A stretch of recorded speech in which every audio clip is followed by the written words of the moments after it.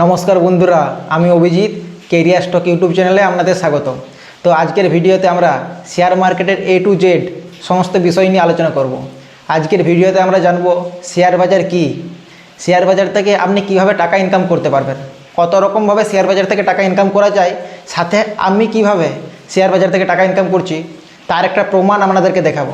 আমি আমার পোর্টফোলিও আজকে আপনাদের সামনে রিভিল করব। আপনি শেয়ার বাজারে মিনিমাম কত টাকা দিয়ে শেয়ার বাজারের জার্নি শুরু করতে পারেন। আর সাথে ভিডিওর লাস্টে যে ইম্পর্টেন্ট কোশ্চেনটা নিয়ে আলোচনা করবো সেটা হলো শেয়ার বাজার থেকে আপনি কীভাবে সফলতা পাবেন।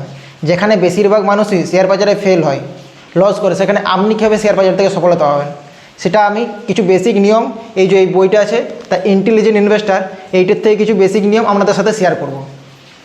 খুবই ভালো বই, এটা আপনারা পড়তে পারেন, দ্য ইন্টেলিজেন্ট ইনভেস্টর। তো চলুন শুরু করা যাক। তো প্রথমে আমরা জেনে নিই শেয়ার বাজার কি। তো ভিডিও শুরু করার আগে আপনারা যদি চ্যানেলে নতুন হন অবশ্যই চ্যানেলটাকে সাবস্ক্রাইব করে দিন, আর ভিডিও ভালো লাগলে অবশ্যই লাইক করে দেবেন, আর স্কিপ না করে ভিডিও লাস্ট পর্যন্ত দেখুন, অনেক কিছু জানতে পারবেন, খুবই ইনফরমেটিভ ভিডিও হবে। তো চলুন প্রথমে জেনে নিই শেয়ার বাজার কি। তো শেয়ার বাজার এমন একটা জায়গা যেখানে কোনো কোম্পানির শেয়ারের কেনা বেচা হয়, বাই সেল হয়। আপনি কোনো কোম্পানির শেয়ার বাই করলেন, কিনলেন, এর অর্থ হলো আপনি সেই কোম্পানির কিছু পার্সেন্ট বা কিছু অংশের মালিকানা হলেন, কিছু অংশের ওনারশিপ পেলেন। এরপর সেই কোম্পানির যদি প্রফিট হয় আপনিও সেই প্রফিটের কিছু পার্সেন্ট পাবেন, আর কোম্পানি যদি লস হয় আপনিও সেই লসের কিছু পার্সেন্ট পাবেন, মানে আপনারও কিছু পার্সেন্ট লস হবে। এইটাকে বলা হয় সেকেন্ডারি মার্কেট। আর কোনো কোম্পানি যখন তার ফান্ড জোগাড় করার জন্য প্রথম তার কোম্পানির শেয়ার পাবলিকদেরকে অফার করে বা আইপিও নিয়ে আসে, ইনিশিয়াল পাবলিক অফার, সেই যে সিস্টেমটা আছে সেটাকে বলা হয় প্রাইমারি মার্কেট। তো এই বিষয়টা বুঝতে পারলেন শেয়ার বাজার কি, সেকেন্ডারি মার্কেট কি, প্রাইমারি মার্কেট কি। এরপর আমি আসছি 2 নম্বর কোশ্চেনে, শেয়ার বাজারে আপনি কত রকমভাবে টাকা ইনকাম করতে পারবেন, আর আমি কত রকমভাবে শেয়ার বাজার থেকে টাকা ইনকাম করছি এখন সেটা আপনাদেরকে দেখাবো। তো শেয়ার বাজার থেকে টাকা ইনকাম করার জন্য মেনলি 3টে প্রসেস আছে। সেটা হচ্ছে আপনি ইনভেস্টমেন্টের থ্রু করতে পারেন, ট্রেডিংয়ের থ্রু করতে পারেন, এছাড়া কোনো কোম্পানি যখন আইপিও নিয়ে আসে আইপিওর থ্রু করতে পারেন, যেটাকে আমরা বলি লিস্টিং গেন। আইপিওতে লিস্টিং গেন হয়, সেখান থেকে আপনি প্রফিট করতে পারেন। এরপর আমরা জানি ইনভেস্টমেন্ট কী।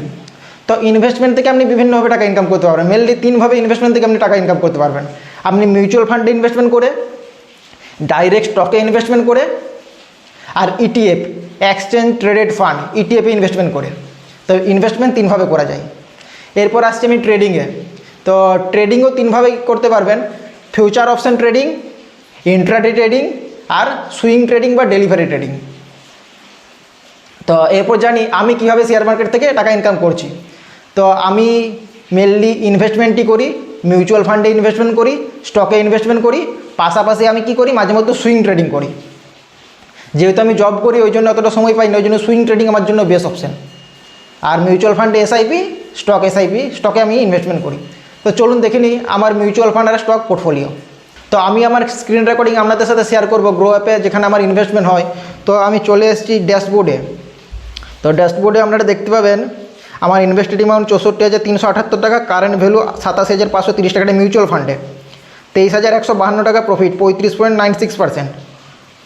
এরপর যদি দেখেন তাহলে দেখতে পাবেন আমার ইনভেস্টমেন্ট হচ্ছে axis small cap fund, পরাগপারিক flexi cap fund, Nipon India small cap fund, আর কোয়ান্ট স্মল ক্যাপ ফান্ড। আর এর সাথে আরেকটা ফান্ডে আমি প্রথমে ইনভেস্টমেন্ট করেছিলাম, সেটা হচ্ছে মেরাই এসেট ইএলএসএস ট্যাক্স সেভার ফান্ড, যেখানে আমি 500 টাকা দিয়েছিলাম, তার ভ্যালু হয়েছিল 1006 টাকা। কোয়ান্টে 14,000 টাকা থেকে 18,000, নিপনে 14,000 থেকে 19,000, পরাগপরিকে 16,000 থেকে 23,000, আর এক্সিসে 16,000 থেকে 24,000। তো এগুলো আমার ইনভেস্টমেন্ট। আর XIR রিটার্ন দেখাচ্ছে 22.81%।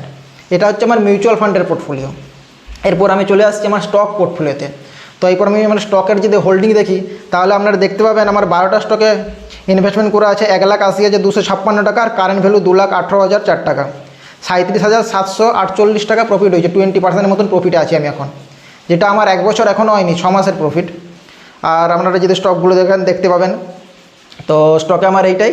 এরপর আসছি নেক্সট কোশ্চেনে, যেটা হচ্ছে শেয়ার বাজার শুরু করার জন্য মিনিমাম কত টাকা লাগে, আপনি কত টাকা দিয়ে শেয়ার বাজারে জার্নি শুরু করতে পারবেন।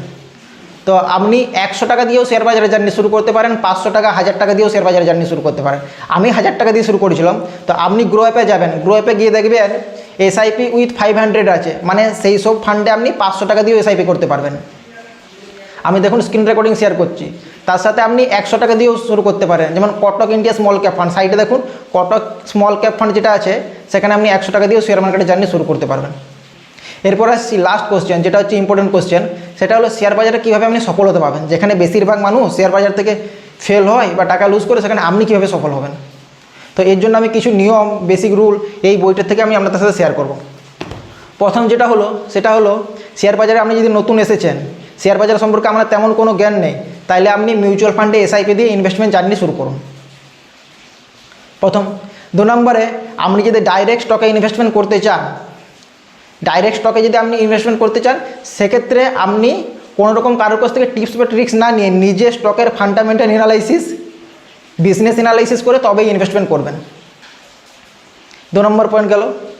এরপর আরেকটা 3 নম্বর পয়েন্ট যেটা, সেটা ওয়ারেন বাফেট স্যার বলেছিলেন, একটা ঝুড়ির মধ্যে সমস্ত ডিম রাখবে না, ঝুড়ি ফুটলে, ঝুড়ি ভাঙলে সব ডিম ভেঙে যাবে।